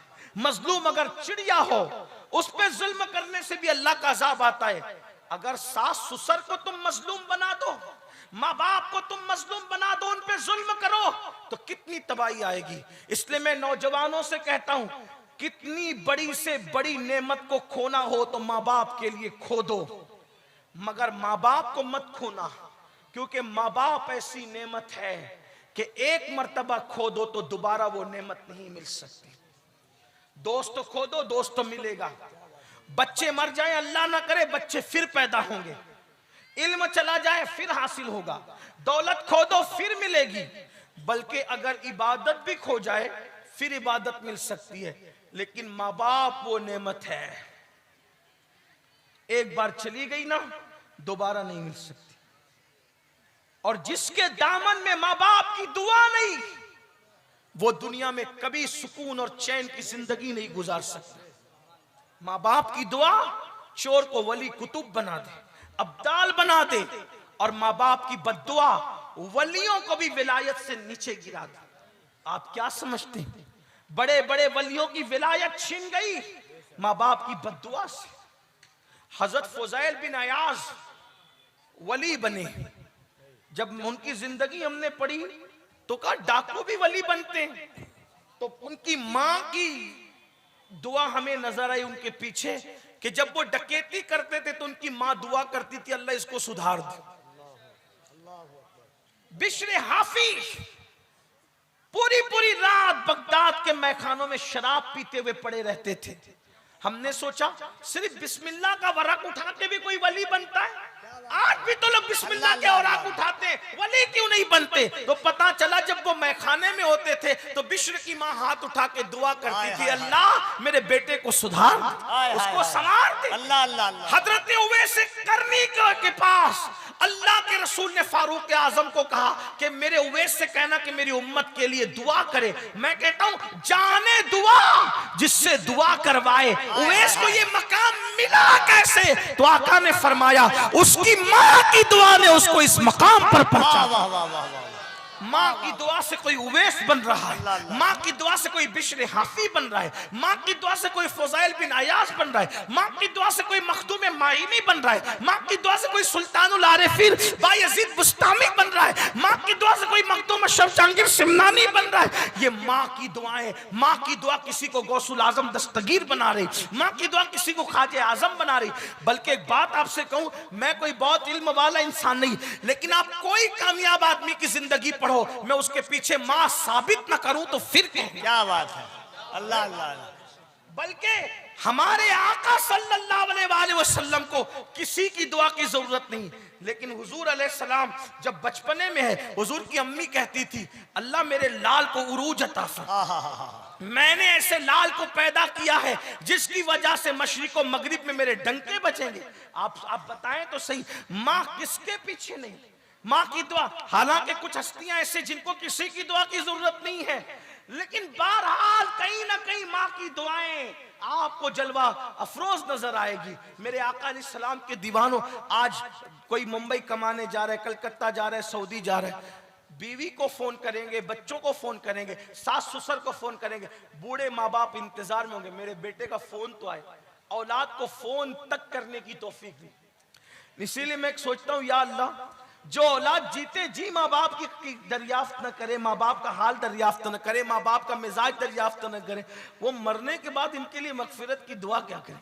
एक सच्ची बात कह दूं, सुन्नियों की मजमे में जब ये बात कहता हूं तो बहुत बुरा लगता है मेरे सुन्नी भाइयों को, और मुझे तो मिलता ही सुन्नियों का मजमा। अल्हम्दुलिल्लाह मैं वो खुशनसीब हूँ कि अहले मिंबर भी सारे सुन्नी होते और सुनने वाले भी सारे सुन्नी होते, है ना। अभी जब आएंगे उलमा, जाएंगे उलमा, तो आप धक्कम धक्की, रेल पेल और एक दूसरे पे गिर पड़ोगे। क्यों? हजरत के हाथ चूमो, हजरत के, मैं कहता हूँ हजरत के हाथ चूमो, बाद में पहले अपने माँ बाप के हाथ चूमो। माँ बाप को तरसाते हो, माँ बाप को तड़पाते हो। यहाँ जलसे में तकरीर अच्छी लगती है तो पैसा देते हो, नजराना देते हो, नाच सुनते हो तो नजराना देते हो, निजामत अच्छी लगती है तो नजराना देते हो, और घर से इस हालत में आते हो कि माँ ने कहा बेटा दवाखाना जाना है, जरा पैसे चाहिए, तो क्या कहते बस सब तुम्ही को दे दे, तुम्ही पे खर्चा करें और कोई खर्चा ना करें। माँ बाप से अपनी दौलत छुपाने वालों, यहाँ क्या देते हो? यहाँ क्या देते हो? क्या रियाकारियों के दरवाजे खोल रखे? मैं ये नहीं कहता कि हर देने वाला रियाकारी करता है, लेकिन याद रखना, माँ बाप को तड़पा के और तरसा के यहाँ नजराना देने वालों, तुम्हारे नजराने तुम्हारे मुंह पे मार दिए जाएंगे। माँ बाप को गाली देकर पीरों के हाथ चूमने वालों, तुम्हारा हाथ चूमना काम नहीं आएगा। माँ बाप को गालियां देकर बुजुर्गों की चादरें चूमने वालों, तुमको चादरें चूमना काम नहीं आएगा। मुझे बाद में कितनी गालियां देना है दे लेना, लेकिन ये सच्चाई है। पहले माँ बाप को चूमो, माँ बाप पहले तुम्हारे मुर्शिद है, हम लोगों से पहले तुम्हारे मुर्शिद तुम्हारे माँ बाप है। क्योंकि हमें देखोगे क्या मिलेगा नहीं मिलेगा मुझे नहीं पता, मैं उलमाए किराम की तवज्जो चाहता हूं। हमें देखोगे, आप तायीद करोगे तो बोलूंगा, वरना मैं अपनी बात वापस ले लूंगा। हमें देखोगे आपको सवाब मिलेगा नहीं मिलेगा कोई गारंटी नहीं। वजह अल्लाह के रसूल ने फरमाया आलिम को देखना इबादत है। तो जरूरी है कि अमीनुल कादरी को लोग अल्लामा कह रहे हैं, कफील भाई अल्लामा कह रहे हैं, तो अल्लाह भी उसको आलिम में शुमार कर ले? कोई जरूरी है? यही तो बात है ना, आलिम से मुसाफा करो तो हुजूर से मुसाफा करने का सवाब मिले। कोई जरूरी है अमीनुल कादरी कोई अल्लामा कह रहा है मोहब्बत में तो अल्लाह भी उसको आलिम शुमार करे? ये जरूरी है? नहीं। लेकिन माँ बाप के लिए गारंटी है, उनके चेहरे को मोहब्बत से देखोगे तो अल्लाह तुम्हें मकबूल हज का सवाब अता फरमाए। तो डाउटफुल सवाब के चक्कर में पड़ते हो, वाह वाह वाह। और यकीनी कंफर्म जो सवाब है उससे पीछा छुड़ा रहे हो। मैं आपको उल्मा से बदसन करने नहीं आया, वल्लाह मेरी नियत पर आप शक न करें। आप हर आलिम की इज्जत करें, उससे पहले अपने माँ बाप की इज्जत करें, अपने उलमा की कद्र करें, उससे पहले अपने माँ बाप की। जो माँ बाप का नहीं होता वो किसी का नहीं होता। और याद रखना, उनकी बातें उनके मुंह पे मारी जाए। सरकार गरीब नवाज का नाम खूब लेते हो ना, गरीब नवाज खुद फरमाते हैं, वो कहते हैं मैंने हदीस पढ़ी अपने नाना की कि कयामत के दिन एक बंदा होगा जिसका नाम आमाल पहाड़ों जैसी नेकियों से भरा होगा। वो पहाड़ों जैसी नेकियां लेकर आएगा। सुन लो मेरे भाइयों, गौर से सुन लो, मेरे नौजवानों गौर से सुन लो। आज तुम्हें टाइम नहीं है माँ बाप के पास बैठने के लिए, माँ बाप इंतजार करते। जैसे तुम बचपन में माँ बाप के लालची थे ना, आज बुढ़ापे में माँ बाप तुम्हारे लालची है। जैसे तुम बचपन में कहते थे ना मेरे अब्बा मेरी अम्मी, आज मेरे बूढ़े माँ बाप कहते मेरा बच्चा मेरा बेटा। उनको न सताओ, उन्हें न तकलीफ पहुंचाओ, उनका दिल न दुखाओ, तबाही होगी, बर्बादी होगी। कभी तरक्की नहीं मिली माँ बाप के सताने वालों को, कभी उरूज नहीं मिला, चंद दिन का उरूज होगा फिर हमेशा की तबाही होगी। ये मत समझना कि हम कुछ और देख रहे हैं। याद रखिए अल्लाह की लाठी में आवाज नहीं है, कहने वाले ऐसा कहते हैं। अल्लाह का जब अजाब आता है तो फिर आता है, बर्बादी आती है तो आती है। और याद रखना माँ बाप की बद्दुआ कभी ना कभी जरूर रंग लाती है। ना उनकी दुआ रद्द होती ना उनकी बद्दुआ रद्द होती। उनके लिए टाइम नहीं, कुछ गालियां दे रहे हैं, घर से निकाल दिया है, किसी ने बहन के यहाँ पहुंचा दिया, किसी ने यहाँ पहुंचा दिया, किसी ने वहां पहुंचा दिया। किसी के माँ बाप मस्जिद के जीने पे बैठ के भीख मांग रहे हैं। ये माँ बाप का हाल है, ये हाल है। अल्लाह अकबर, क्या जवाब दोगे अल्लाह की बारगाह। सरकार गरीब नवाज फरमाते हैं पहाड़ों जैसी नेकियां लेकर के एक शख्स आएगा, हदीस पाक है, और उसकी नेकियां जब मीजान पे तौली जाएगी तो मीजान भर जाएगा। वो अपनी नेकियां देख के खुश होगा, अनकरीब मैं जन्नत में जाऊंगा, अनकरीब।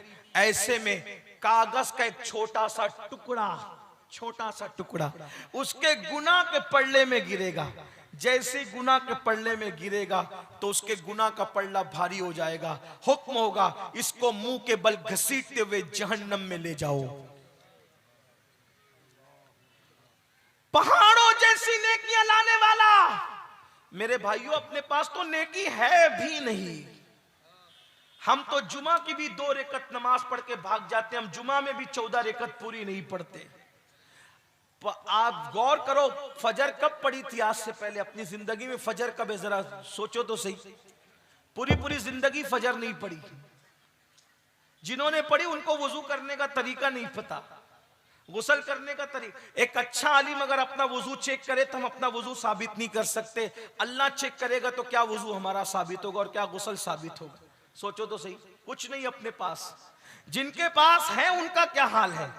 फरमाया पहाड़ों जैसी नेकियां लेकर आएगा, मीजान भर देगा, लेकिन सिर्फ एक कागज का छोटा सा टुकड़ा गुनाह के पल्ले में गिरेगा तो गुनाह का पल्ला भारी होगा। हुक्म होगा इसको मुंह के बल घसीटते हुए जहन्नम में लेकर जाओ। वो कहेगा अल्लाह मेरा गुनाह क्या था, ये कागज के छोटे से टुकड़े में लिखा क्या था जिसने मेरी सारी जिंदगी की नेकी को हल्का कर दिया।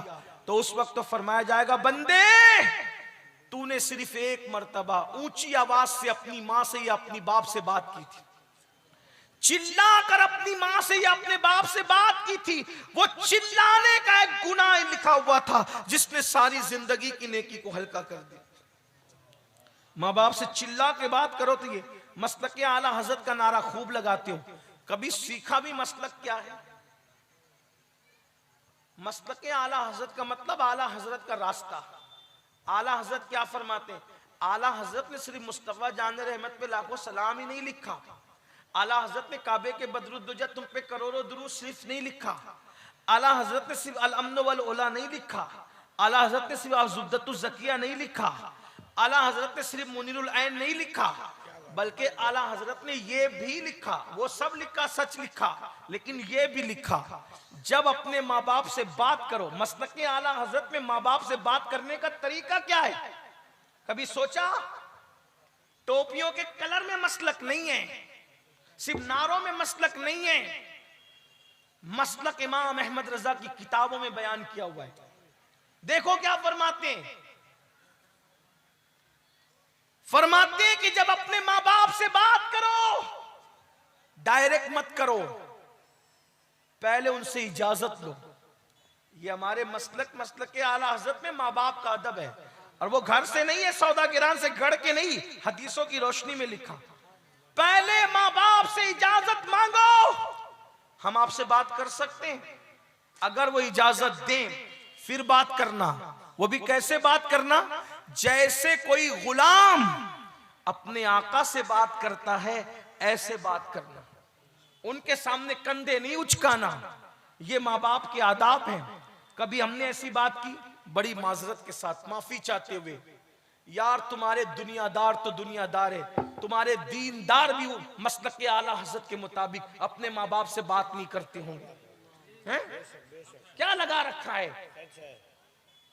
हमने अपने मसलक को नहीं पहचाना, हमने पढ़ा नहीं अपने मसलक को, हम अपनी तबीयत की बकरियां हकालते रहे, हम अपनी तबीयत के नारे लगाते रहे। कभी सोचा, कभी गौर किया, माँ बाप क्या थे? इमाम अहमद रजा को उनकी अम्मी ने कह दिया मदीने नहीं जाना, हज के सफर पे नहीं जाना, नहीं गए, नहीं गए। सफर हज क्या होता है? अम्मी से इजाजत ली, मां ने कहा हज को नहीं जाना, नहीं गए। पता है, तड़प हुई तो फिर मां के पास गए, मां जाना चाहता हूं, इजाजत दे। जब तक मां ने इजाजत नहीं दी, इमाम अहमद रजा सैयदी आला हजरत सफर हज को रवाना नहीं हुए। और आज माँ बाप कहते हैं, हाथ जोड़ के बेटियों से माँ बाप कहते हैं, और तू वहां निकाह ना कर, तो बेटी मुंह चला करके कहती है तुमने उसके साथ रहना है कि मैंने रहना है? सोचो, गौर करो। ऐसे लोग कभी खुशियां नहीं पा सकते, ऐसे लोग की जिंदगियों में कभी खुशियों की बहारें नहीं आ सकती। लड़के माँ बाप से कहते हैं तुमने रहना है कि हमने रहना है, तुम्हारा दौर गया हमारा दौर आया। याद रखना, ये शादी में माँ बाप के आंसू निकले और उनका दिल टूटे, ऐसी शादी कभी शादी खाना आबादी नहीं हो सकती, वो शादी खाना बर्बादी होगी। आपके माँ बाप को छोड़ के जब इबादत का सिला नहीं मिलता, तो माँ बाप को छोड़ के शादी की खुशियां कैसे मिल सकती? नादानी ना करो, ये सब तुम्हें कौन सिखाएगा? ये दीन सिखाएगा। सीरियल में ये नहीं सीखोगे, फिल्मों में ये नहीं सीखोगे, ये सीखोगे तो दीन में सीखोगे, ये सीखोगे तो शरीयत में सीखोगे। आइए, माँ बाप की बात आई तो मैं एक बात आपको बताऊं, आपको अंदाजा होगा, माँ बाप की अहमियत क्या है, माँ बाप की दुआ की बरकत क्या है, माँ बाप की दुआ की अजमत क्या है। अल्लाह अकबर, माँ बाप की दुआ कहां तक पहुंचाती है। इनसे दुआ लो, इनसे। और एक बात आपको यह भी बता दूं, एक है दुआ करवाना, एक है दुआ करवाना और एक है दुआ लेना। दुआ करवाना और दुआ लेना, क्या फर्क है दोनों में? दुआ करवाना मतलब मैंने कहा दुआ कर दे, कर दी, ये दुआ, इसकी कोई गारंटी नहीं होती कबूल होगी कि नहीं होगी। एक होता है दुआ लेना, यानी दुआ की गुजारिश आपने नहीं की, लेकिन ऐसा काम कर दिया कि उनके दिल से निकल गई अल्लाह इसको नवाज दे, ये दुआ लेना हो। दुआ करवाने वाले बहुत लोग हैं, दुआ लेने वाले कम है। और असल चीज जो है वो दुआ लेना है। जिसको जो नेमत मिली दुआ लेने से मिली, दुआ लेने वाले खिदमत को, माँ बाप के पैर दबाए, बुजुर्गों के पैर दबाए, जूतियां सीधी की, पानी पिलाया, खिदमत की, दुआ निकलती है, दिल से निकलती है, वो जाके सीधा बाबे इजाबत इलाही पे दस्तक देती है। तो आइए, माँ बाप की दुआ, हर एक की निकली हुई दुआ की तासीर है, लेकिन माँ बाप की दुआ की तासीर कुछ अलग ही है।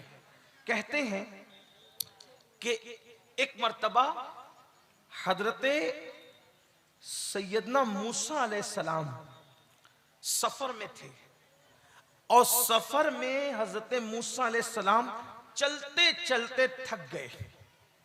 बतकाज़े बशरियत हजरत मूसा कलीम चलते चलते थक गए। अर्ज की, मौला मैं थक गया हूं, मेरे लिए कोई सवारी का इंतजाम हो जाए।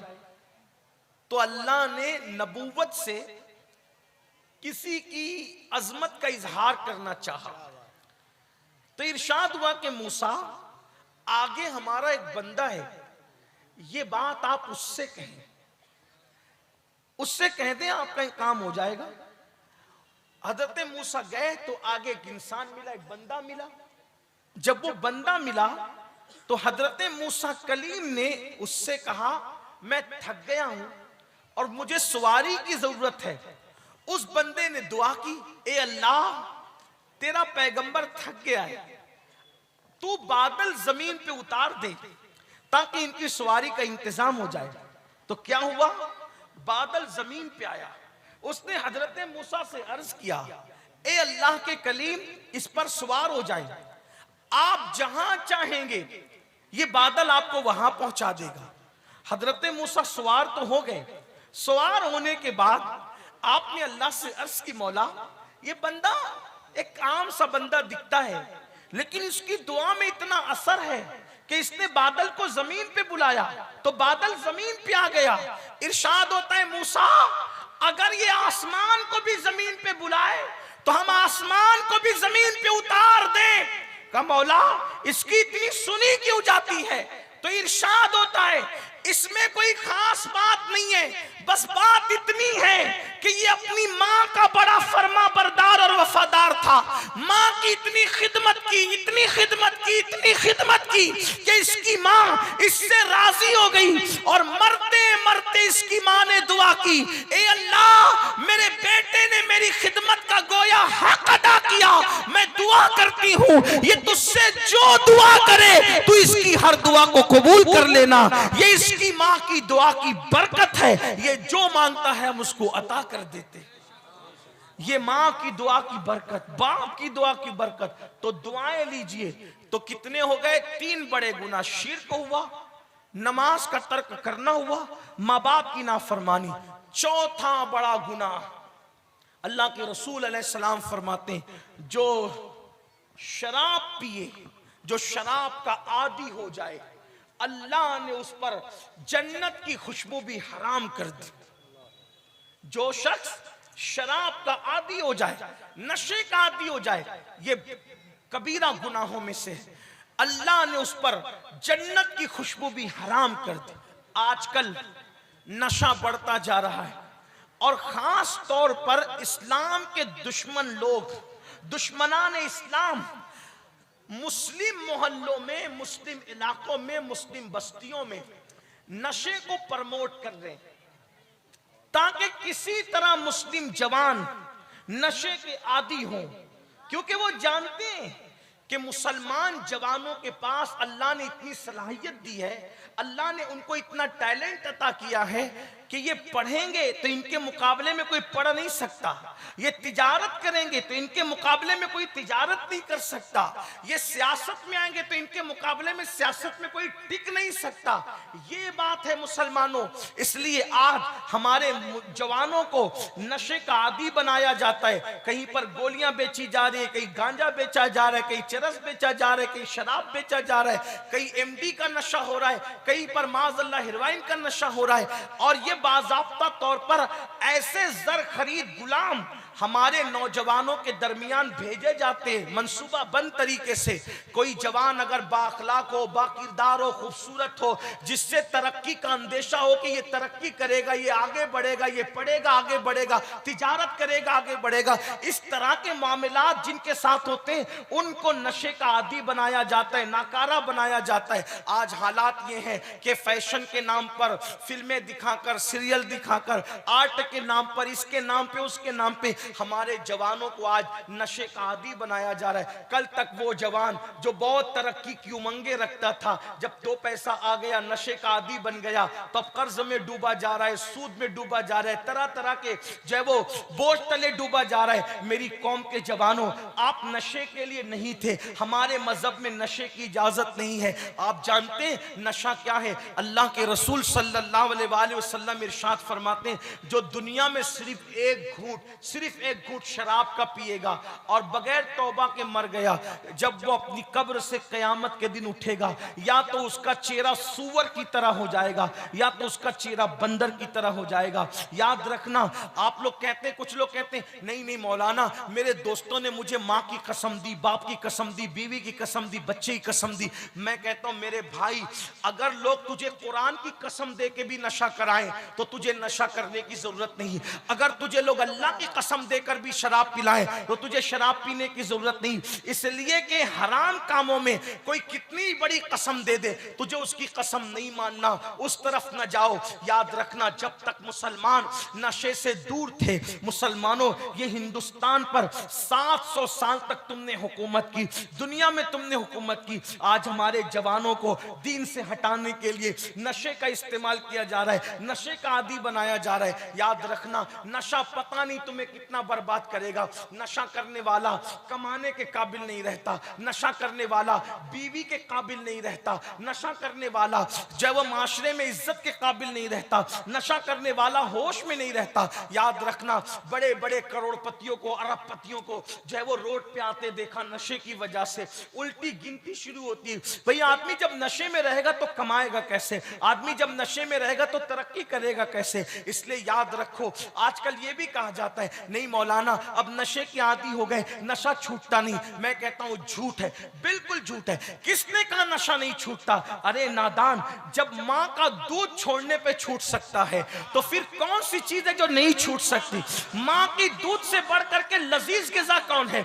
जब इतनी लजीज चीज छोड़ी जा सकती है और छूटी जा सकती है तो वो शराब के कड़वे घूंट क्यों नहीं छूट सकते? इंजेक्शन क्यों नहीं छूट सकते? इंसान तू तय कर ले, मेरे भाई तू तय कर ले। और मैं अपने नौजवानों से भी कहता हूं, अगर कोई बंदा तौबा करके अच्छे रास्ते की तरफ आए, उसको ताने मत दो, उसको ढकेलो मत। याद रखना, कभी कभी ऐसा होता है कि सुधरने वाला सुधरना चाहता है लेकिन हमारा जालिम माशरा उसको सुधरने नहीं देता। मेरे आका सल्लल्लाहु अलैहि वसल्लम के दीवानों, अगर तुम नशा करोगे ना, हुजूर नाराज होंगे, हुजूर बेजार होंगे। अल्लाह के रसूल ने इरशाद फरमाया, जो नशा करता है अगर बीमार पड़े तो उसको देखने मत जाओ। अल्लाह के रसूल ने फरमाया, नशा करने वाला मर जाए, इबरत के लिए उसका जनाजा ना पड़े, ये फरमाया। हालांकि हम हनफी होने के एतबार से इससे बगावत नहीं करते कि कबीरा का कितना भी बड़ा मुर्तकिब होगा उसका जनाजा पढ़ा जाएगा, लेकिन अल्लाह के रसूल अलैहिस्सलाम ने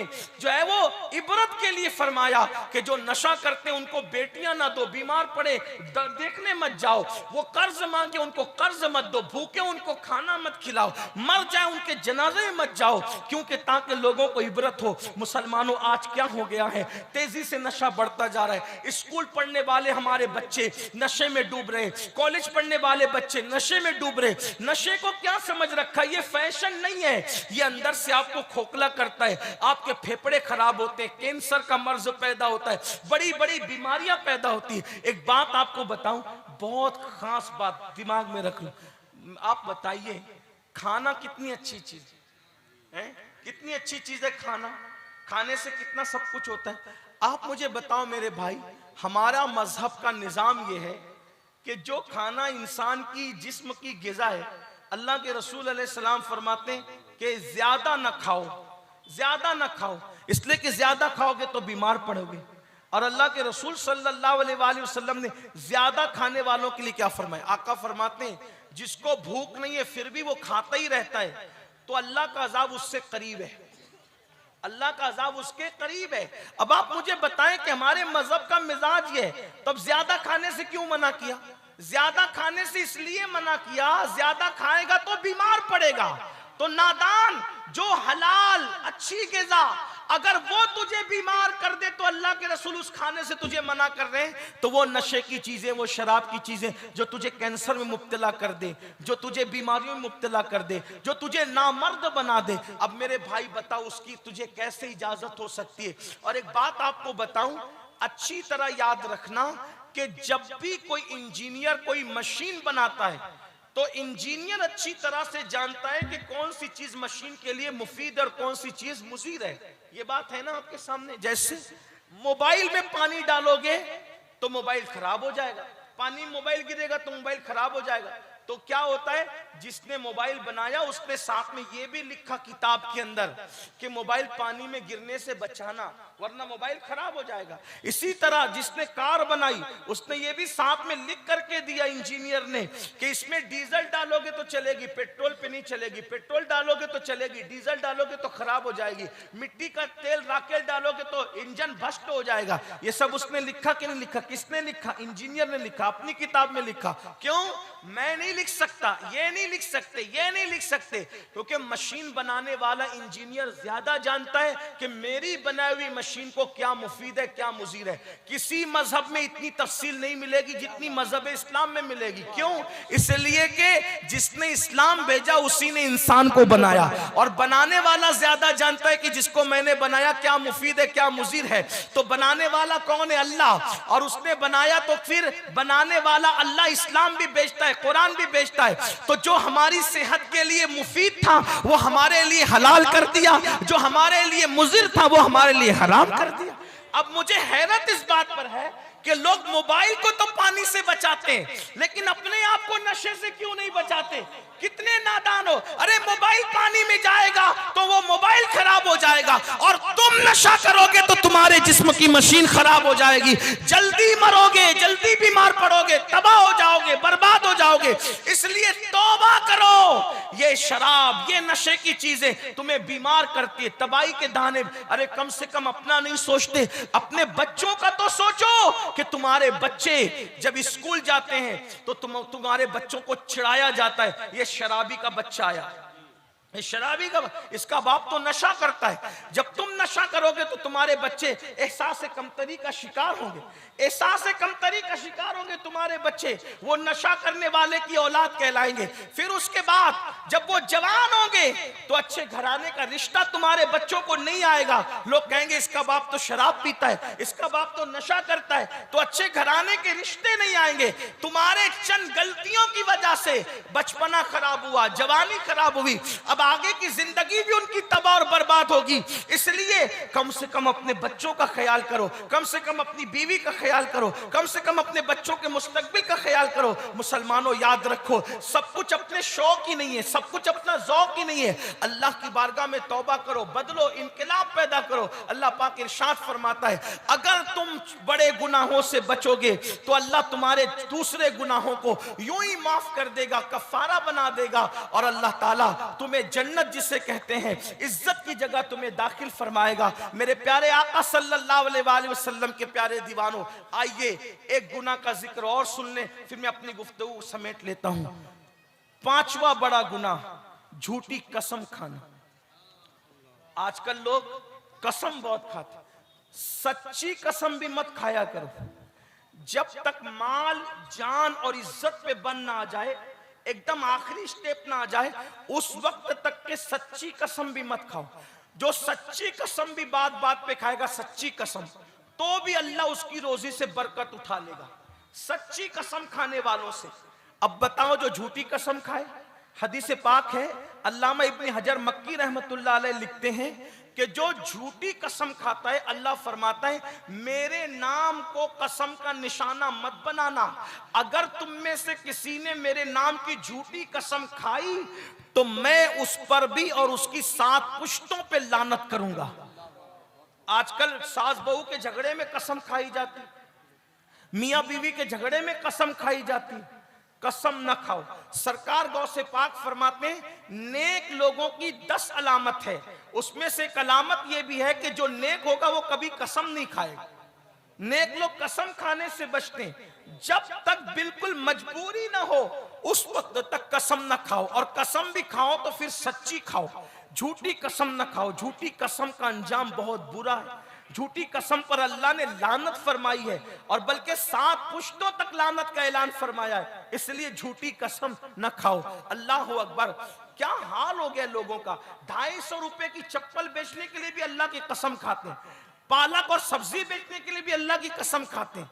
लोगों का हाल ये हो गया। मेरे आका सल्लल्लाहु अलैहि वसल्लम के दीवानों, ये सब दीन से दूरी का नतीजा है, मजहब से दूरी का नतीजा है, इस्लाम से दूरी का नतीजा है। हमने कंप्यूटर तो सीख लिया, कॉलेज की तालीम तो हासिल कर ली, हमने बिजनेस तो सीख लिया, तिजारत तो सीख ली, मगर हमने अल्लाह का दीन नहीं सीखा। जो डिग्रियां सिर्फ कब्र के बाहर काम आएगी, उन डिग्रियों के लिए 25-25 साल लगा दिए, और जो दीन की डिग्री कब्र के अंदर जाएगी, हमने उसके लिए कोई तवज्जो नहीं की। याद रखिए, दीन की कदर क्या की, दीन की अहमियत क्या की, दीन की क्या कदर जानी, कोई कदर नहीं जानी।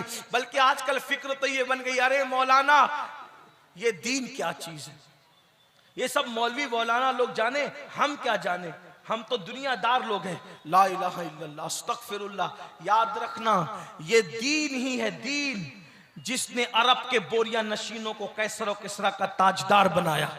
ये दीन ही है, दीन जिसकी वजह से आज हम मुसलमान कहलाते हैं। ये दीन ही है, दीन जिसकी वजह से आज इंशाअल्लाह हम मुसलमान कहला रहे, मोमिन कहला रहे, और कल इंशाअल्लाह इसी की बरकत से हम जन्नत में जाएंगे। दीन की बरकत से, मजहब की बरकत से, मसलक की बरकत से, इस्लाम की बरकत से इंशाअल्लाह जन्नत में दाखिला नसीब होगा। इसलिए दीनदार बनो। लेकिन दीनदार कैसे? सिर्फ दाढ़ी टोपी वाले, कुर्ते पैजामे वाले नहीं, बल्कि ऐसे दीनदार बनो जैसे दीनदार बनाने के लिए मुस्तफ़ा जान रहमत तशरीफ लाए थे, अल्लाह के रसूल तशरीफ लाए थे। वो दीनदारी का तसव्वुर कायम करो। घर में पर्दे का निजाम हो, घर में इस्लामी निजाम हो, हमारे घर में कोई झूठ नहीं बोलता हो, झूठी कसम नहीं खाता हो, हमारे घर में लोग फजर में उठ जाते हो, बाप बच्चों को फजर में उठाता हो, बीवी शौहर को फजर में उठाती हो, शौहर बीवी को फजर में उठाता हो। ये माहौल होना चाहिए। अरे अगर ट्रेन छूटने का खौफ हो तो पूरा घर एक दूसरे को जगाता है, और नमाज फजर जाने का खौफ हो कोई किसी को नहीं जगाता, क्योंकि लोगों के नजदीक नमाज की अहमियत नहीं है, इबादत की अहमियत नहीं है। अगर स्कूल जाना हो तो माँ सर्दी में भी बच्चों को जगाती है, कोचिंग जाना हो, ट्यूशन जाना हो तो माँ बाप बच्चे को मार मार के जगाते हैं। लेकिन मेरे भाइयों मेरी बहनों, एक दिन की ट्यूशन छूट जाएगी तो आपके बच्चे का उतना नुकसान नहीं होगा, लेकिन अगर फजर की नमाज छूट गई तो आपके बेटे का नाम जहन्नम के दरवाजे पे लिख दिया जाएगा, आपकी बेटी का नाम जहन्नम के दरवाजे पे लिख दिया जाएगा, आपका नाम जहन्नम के दरवाजे पे लिख दिया जाएगा। कितनी अफसोस की बात है। कोचिंग की अहमियत होनी भी चाहिए, स्कूल की अहमियत होनी भी चाहिए, तालीम की अहमियत होनी भी चाहिए, लेकिन अल्लाह के रसूल फरमा रहे कि जिसने जानबूझ के नमाज छोड़ी उसका नाम जहन्नम के दरवाजे पे लिख दिया जाएगा। मेरे भाइयों, अल्लाह से डरो, अल्लाह रब्बुल इज्जत के कानून की तरफ तवज्जो करो, कुरान की तालीम की तरफ तवज्जो करो। आज से पहले अगर ये सब बड़े गुनाह हो चुके, आज अल्लाह की बारगाह में सच्चे दिल से तौबा कर लो। हर गुनाह का इलाज तौबा है। मेरे आका सल्लल्लाहु अलैहि वसल्लम फरमाते हैं, गुनाह से तौबा करने वाला ऐसा है जैसे उसने गुनाह किया ही नहीं। अल्लाह की बारगाह में सच्ची तौबा करो, माफी तलब करो। मेरे आका अलैहिस्सलाम इरशाद फरमाते हैं, अगर कोई 40 साल तक भी गुनाह करे और एक मर्तबा अल्लाह की बारगाह में सच्ची तौबा करे, मेरा अल्लाह उसको माफ कर देता है। बल्कि मेरे भाइयों, कभी कभी तौबा कराने वाले लोग पीछे रह जाते हैं और तौबा करने वाले आगे बढ़ जाते हैं। कभी कभी तौबा कराने वाले लोग पीछे रह जाते हैं, तौबा करने वाले लोग बहुत बुलंदी पे पहुंच जाते हैं। इस सिलसिले में हमारे बुजुर्गों ने तसव्वुफ की किताबों में कई वाकयात लिखे हैं। हो सकता है आज हम आपको तौबा की दावत दे रहे हैं, हम यही रह जाएं और आप आगे बढ़ जाएं। अल्लाह करे बढ़ जाएं आगे, उसके करम की कोई इंतहा है, वो तुम्हें भी आगे बढ़ाए, हमें भी आगे बढ़ाए। इस इरशाद फरमाया जाता है, एक मर्तबा का वाकया है, हजरत सैयदना जुन्नून मिस्री रहमतुल्लाह ताला अलैह, हजरत जुन्नून मिस्री रहमतुल्लाह अलैह, आपको शौक था दरिया की सैर का। एक बार दरिया की सैर के लिए हजरत जुन्नून मिस्री तशरीफ ले गए तो वहां क्या देखा, एक एक लड़का और लड़की, बड़ी खूबसूरत लड़की और बड़ा खूबसूरत लड़का, वो दोनों वो भी दरिया की सैर के लिए आए। और जब दोनों आए तो वो हाथ में वो मौसीकी के आलात लेकर के, जो सितार वगैरह बजाते वो लेकर आए, शराब की सुराही लेकर के आए और आकर के दोनों बैठ गए, धींगा मस्ती करने लगे। हजरत जुन्नून मिस्री भी वहां थे। आपने नजरें झुका ली, अल्लाह वाले ने नजर झुका ली। ऐसे में उन्होंने शराब भरा और शराब का एक जाम हजरत जुन्नून की तरफ दिया। ए जवान, लो पियो। आपने फरमाया अल्हम्दुलिल्लाह, हम मुसलमान हैं, हम शराब नहीं पीते, हमारे यहाँ शराब और सुअर को हराम किया गया है, हम शराब नहीं पीते। उन्होंने शराब का जाम वापस ले लिया और उसके बाद म्यूजिक बजाने लगे, गाना गाने लगे और हजरत जुन्नून को छेड़ने लगे। ए जवान, तुझे भी गाना आता है? हजरत जुन्नून ने फरमाया, गाना तो जो उसको नहीं कह सकते, लेकिन एक चीज है, तुम्हारे इस गाने से बेहतर है जो मैं पढ़ सकता हूं। कहा अगर तुम चुप रहो तो मैं अभी पढ़ता हूं। जुन्नून मिस्री कहते हैं, खुद फरमाते हैं कि मैंने कुरान की तिलावत शुरू की। जब मैंने कुरान पढ़ना शुरू किया, कुरान एक जिंदा किताब है, आज भी कुरान की तासीर है। अगर सही लबो लहजे में दिल से कोई पढ़ दे, आज भी जिंदगियां बदल जाए, जिंदगियों में इनकलाब आ जाए, जिंदगियों में तब्दीली आ जाए। मेरे आका अलैहिस्सलाम के दीवानों, अफसोस है जिस कौम के पास कुरान जैसी जिंदा किताब मौजूद है, आज वो कौम नाविलों में, फिल्मों में, गानों में उलझी हुई है। बहरहाल हजरत जुन्नून ने कुरान की तिलावत शुरू की। वो लड़का उठ करके भाग गया, वो लड़का उठ के भागा, लेकिन लड़की जो थी जार जार रोने लगी, जारों कतार रोने लगी और कहने लगी, ए जवान, तेरा नाम क्या है? फरमाया जुन्नून मिस्री। तेरा गाना बड़ा खूबसूरत है। जुन्नून मिस्री ने फरमाया, ए लड़की, ये गाना नहीं है, ये अल्लाह का कलाम है, अल्लाह का कलाम, इसे कुरान कहते हैं। ये हमारे नबी मोहम्मदुर रसूलुल्लाह पर नाजिल हुआ, ये कुरान है, अल्लाह की किताब है। अल्लाह अकबर। इतना सुनना था, उस लड़की ने कहा मुझे भी ये किताब चाहिए। जुन्नून मिस्री फरमाते, तौबा कर, अल्लाह की तरफ आ। उसने तौबा किया, कलेमा पढ़ा और उसके बाद कलेमा पढ़ के तौबा करके साबका जिंदगी से, शराब से, गाने से, म्यूजिक से, मौसीकी से, अय्याशी से और आवारगी से उसने तौबा कर ली। उसके बाद हजरत जुन्नून अपनी तरफ चले गए। वो लड़की पता नहीं कहां चली गई। बस एक तसव्वुर था, एक लड़की मिली थी दरिया के किनारे, कुरान सुन के तौबा कर लिया था, वगैरह वगैरह। हजरत जुन्नून हज के लिए गए, काबे का गिलाफ पकड़कर आप रो रहे थे, दुआ कर रहे थे। ऐसे में पीछे से एक औरत की आवाज आई, ए अल्लाह, मैं भूखी हूं, मेरे लिए खाना नाजिल कर। बस इतना कहना था कि आसमान से एक दस्तरखान उतरता हुआ नजर आया, उसमें अंगूर के खोशे थे। आपने पलट कर देखा, ए खातून, तू कितनी मकबूल है अल्लाह की बारगाह में, तू कितनी बरगज़ीद है अल्लाह की बारगाह में, तूने मांगा और तुझे मिल गया। कौन है तू? उसने कहा जुन्नून। पहचाना नहीं? हजरत जुन्नून ने कहा मेरा नाम भी जानती है। पहचाना नहीं? कहा कौन है तू? कहा तुम एक बार दरिया पे गए थे, एक लड़की मिली थी शराब और कबाब में, आवारगी में डूबी हुई, तूने उसे तौबा करवाई थी। हाँ वही तो मैं हूँ, अल्लाह ने आज मुझे ये मकाम अता कर दिया। हजरत जुन्नून की आंखों में आंसू थे, ये मकाम तुझे मिल गया? हाँ हाँ मुझे मिल गया। जिस दिन मैंने तौबा की थी उसी दिन अल्लाह ने मुझे अपनी दोस्ती का मकाम और मर्तबा अता कर दिया। सोचो, ऐसे ऐसों ने तौबा की, अल्लाह ने उनको ये मकाम अता फरमाए। मेरे भाइयों, मेरी बहनों, सरकार मदीना कॉन्फ्रेंस में आए हो, अल्लाह की बारगाह में सच्ची तौबा कर लो और अपनी जिंदगी को बदल दो। अल्लाह तुम्हें भी बड़े मर्तबे अता करेगा। गुनाह में सुकून नहीं है, सुकून चाहते हो तो नेकी की तरफ आ जाओ। हजरत उम्मे सुलैम ने पूछा था, या रसूल अल्लाह, सबसे बड़ी हिजरत क्या है? फरमाया गुनाह से निकल कर नेकी की तरफ आ जा, इससे बड़ी कोई हिजरत नहीं है। आओ आज हिजरत करो गुनाह से निकलो और अल्लाह की तरफ आओ। फफिर्रु इलल्लाह, दौड़ो अल्लाह की तरफ। अल्लाह मुझे आप सबको तौफीक अता फरमाए। गुफ्तगू के दरमियान कोई गलती हो तो अल्लाह ताला माफ फरमाए। आपको जाना नहीं है, इसलिए कि आज आपको इंशाअल्लाह एक अजीम हस्ती का, दुनिया सुन्नियत की एक अजीम हस्ती का एक अजीम मुफक्किराना खिताब सुनना है, जिनसे हम लोग सीख कर आपको सुनाते हैं। ऐसी हस्ती आज आपकी बस्ती में आई है, इंशाअल्लाह